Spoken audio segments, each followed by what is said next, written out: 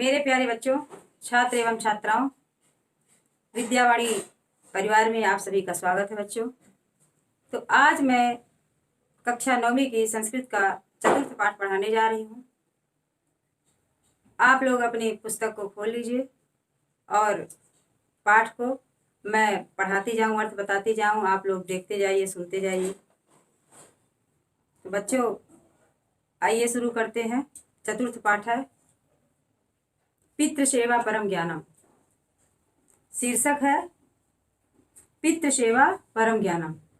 पिता की सेवा से ही उत्तम ज्ञान की प्राप्ति होती है। श्रेष्ठ ज्ञान यानी पिता की सेवा। अगर आपको उत्तम ज्ञान प्राप्त करना हो तो पिता की सेवा अति आवश्यक है, जो कि आप आज इस पाठ के माध्यम से जानेंगे। संस्कृत साहित्ये द्विविधम आख्यान साहित्यम उपलभ्यते। संस्कृत साहित्ये द्विविधम आख्यान साहित्यम उपलभ्यते। संस्कृत साहित्य में दो प्रकार का आख्यान साहित्य उपलब्ध है। संस्कृत साहित्य में दो प्रकार का आख्यान साहित्य उपलब्ध है। प्रथमम उपदेशात्मक नीति कथात्मक च। पहला उपदेशात्मक और नीति कथात्मक साहित्य पंचतंत्रेषु पशुपक्षी कथा माध्यमेन रोचक रूपेण कथितम। पहला उपदेशात्मक नीति कथात्मक साहित्य पंचतंत्र में पशु पक्षियों के माध्यम के द्वारा रोचक रूप में कही गई है। अपरम लोक कथात्मक मनोरंजनात्मक आख्यान साहित्यम, और दूसरी लोक कथात्मक मनोरंजनात्मक आख्यान साहित्य है। उपदेशात्मक आख्यान ग्रंथेषु सूक्त सप्त प्रसिद्ध ग्रंथ है। उपदेशात्मक आख्यान ग्रंथ में सूक्त सप्त प्रसिद्ध ग्रंथ है। नीति कथासु उपदेशस्य प्रवृत्ति तथा लोक कथासु मनोरंजनस्य प्रवृत्ति प्रमुखतया भवति। नीति कथा में उपदेश की प्रवृत्ति तथा लोक कथाओं में मनोरंजन की प्रवृत्ति प्रमुख होती है। सूक्त सप्ति उपदेशात्मक कथानाम उत्तम संग्रह। सूक्त सप्ति उपदेशात्मक कथा का उत्तम संग्रह है। अस्य लेखक विषये रचना काल विषये च निश्चयम नास्ति। इसके लेखक के विषय में और रचनाकार के विषय में कुछ निश्चित नहीं है। किंतु इदानी सुकः नाम न उपलब्धते। किंतु इसे सुक नाम से जाने जाते हैं, माने जाते हैं, या तो सुक नाम से उपलब्ध है। 1400 ईस्वी मध्ये एतस्य कथा ग्रंथस्य कालः अनुमीयते। इस कथा ग्रंथ का समय 1400 ईस्वी के बीच माना गया है। अतः ततः एव एका मातृपितृभक्ति परक कथा शिक्षणाय अत्र प्रस्तुता।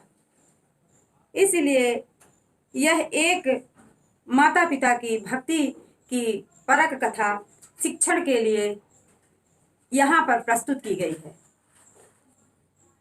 बच्चों देखिए, चंद्रपुर नाम्ने नगरे श्रेष्ठिनः हरिदत्तस्य पुत्र मदन विनोदस्तु अतीव विषयासक्तः कुपुत्रः पितु शिक्षा न शृणोति।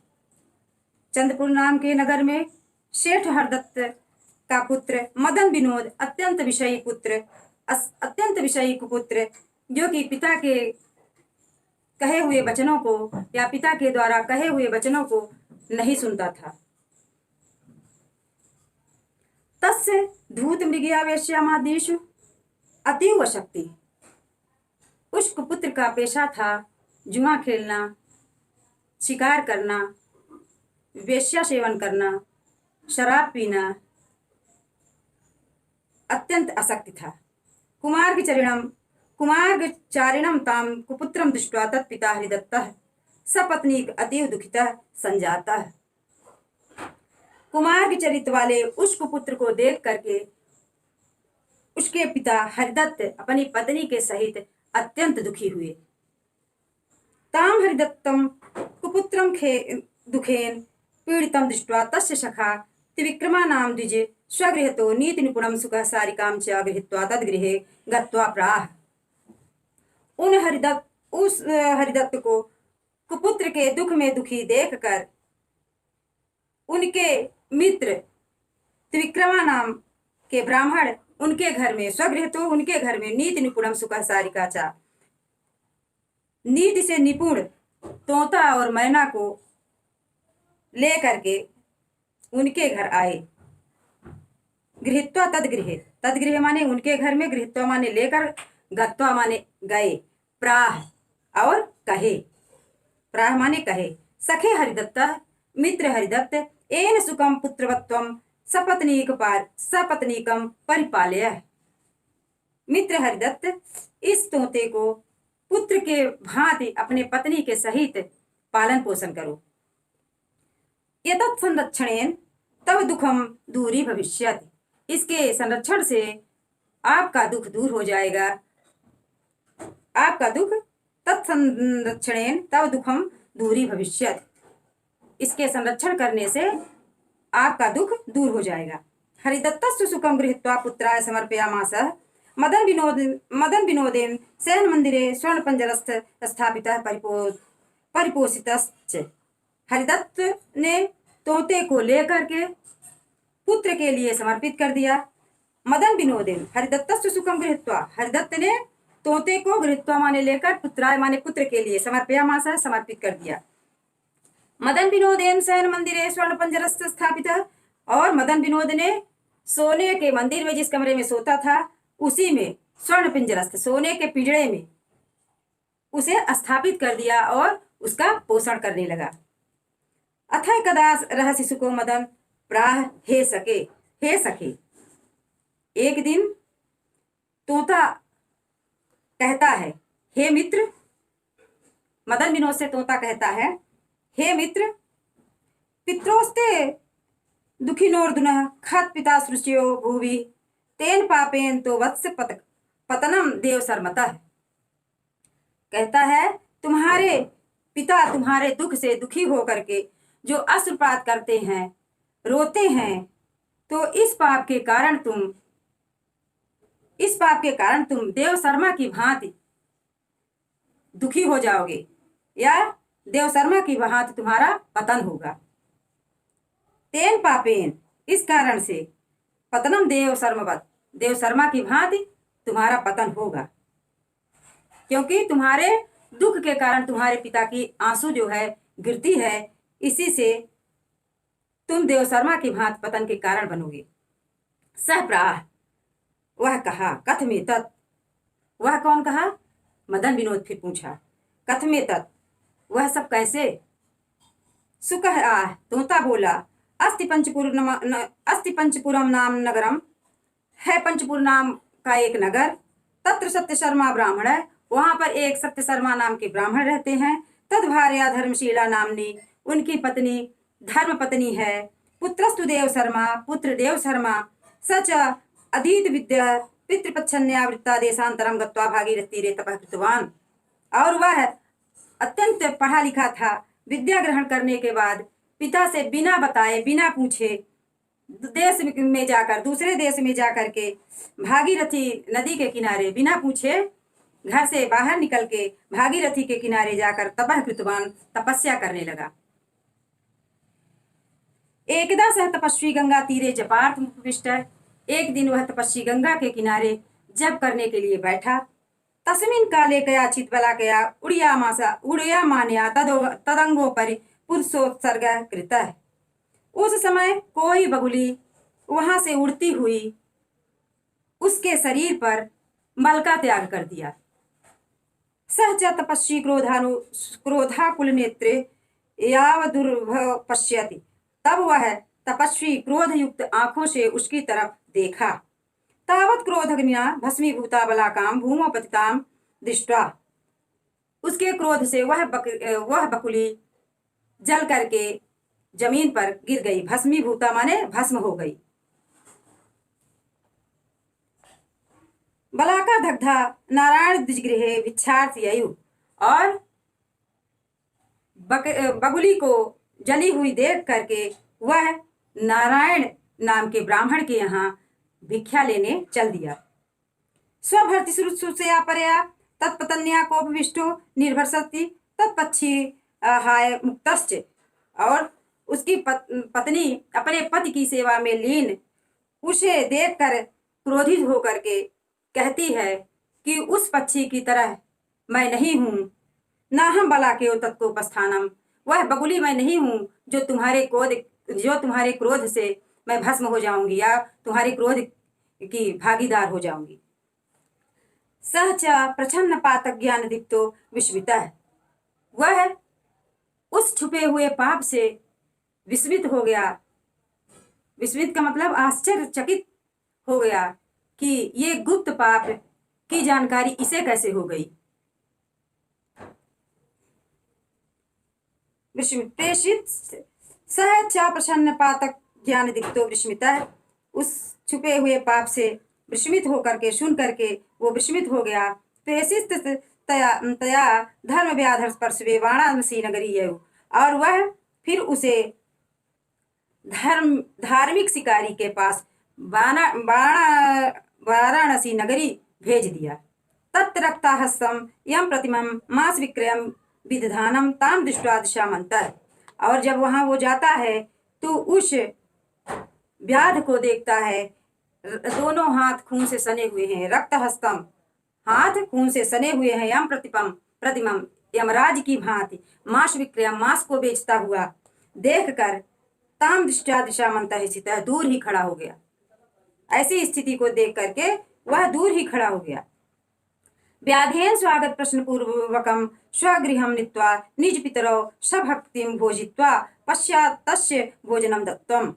व्याध ने, उस बहेलिये ने उसका स्वागत किया और उसको प्रेम पूर्वक अपने घर ले जा करके घर ले जा करके निज पितरौ अपने पिता माता पिता की सभक्तिम भक्ति के साथ भोजित्वा भोजन कराया। सबसे पहले वो अपने माता पिता को भोजन कराया, पश्चात उसके बाद भोजनम दत्तम, फिर उसके बाद उसे भोजन दिया।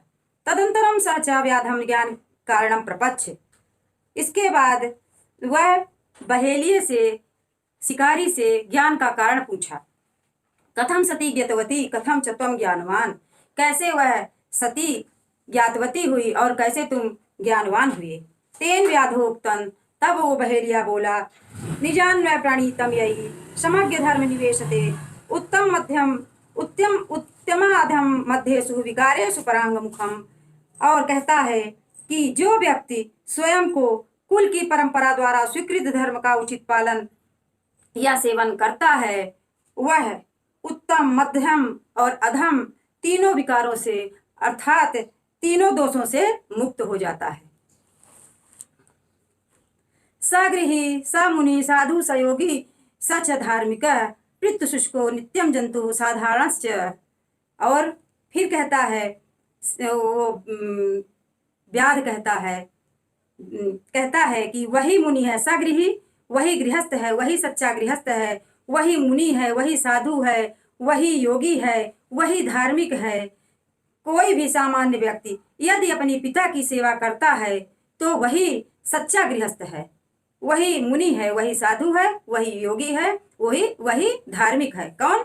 जो अपने पिता की, चाहे वो साधारण व्यक्ति क्यों न हो, पूजा पाठ करने वाला ना हो, साधारण व्यक्ति हो, कुछ भी न करता हो, लेकिन अपने घर में जो व्यक्ति अपने पिता की सेवा अच्छे ढंग से मन पूर्वक स्नेह पूर्वक करता है तो उसके लिए बताया गया है कि वही सही गृहस्थ है, वही साधु है, वही मुनि है, वही योगी है, वही धार्मिक है।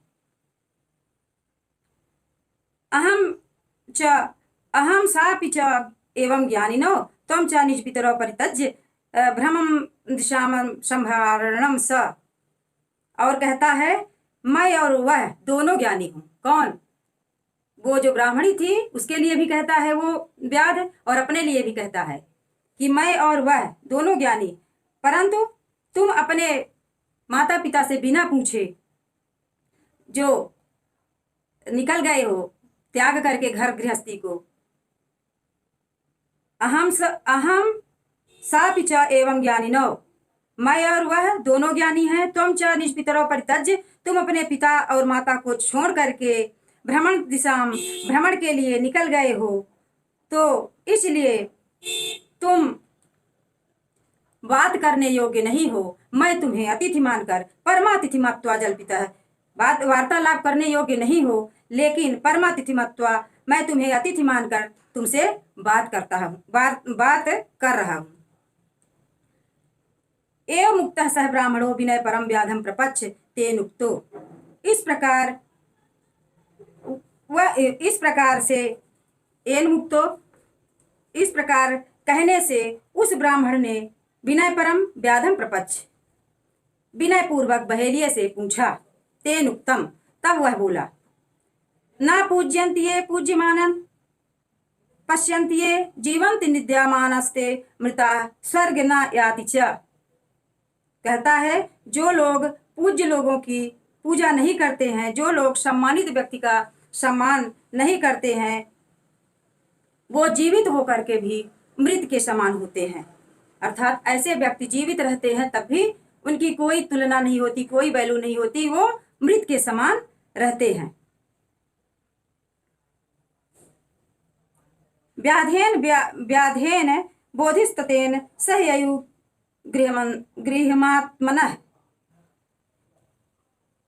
इस प्रकार शिकारी द्वारा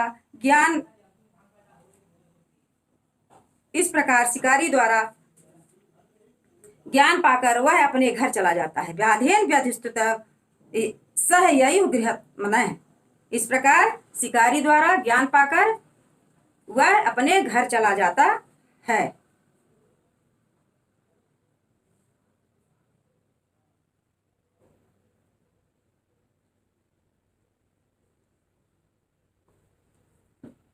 अभवत् कीर्ति मल्लोके परतः कीर्ति भाजनम। और कीर्ति का पात्र बनकर संसार में कीर्ति से प्रसिद्ध होता है। तस्मादि धर्म शकुलोद्भव स्मरण पित्रोश्च विनय परो भव। और कीर्ति का पात्र होकर के लोक में वो कीर्तिमान हो जाता है, प्रसिद्ध हो जाता है। एवं मुक्तः सह मदन विनय परः सदाचारी च अभवत्। और ऐसा कहे जाने पर वह मदन विनोद विनयवान और सदाचारी हो गया। पितरो नमस्कृत तदनुज्ञातो भार्या च पृच्छ प्रवहरण मधिरूढ़वान गतो देशांतरम। और पिता की आज्ञा लेकर के, पिता से पूछ करके, माता पिता को प्रणाम करके, अपने पत्नी से पूछ करके वह वाहन पर चढ़ करके देश की ओर निकल जाता है व्यापार करने के लिए। तो बच्चों, आपका पाठ समाप्त हुआ। अब हम इसी का प्रश्न उत्तर कराएंगे। आपको ये वीडियो अगर अच्छा लगे तो आप इसे लाइक, सब्सक्राइब, शेयर जरूर करते रहिए।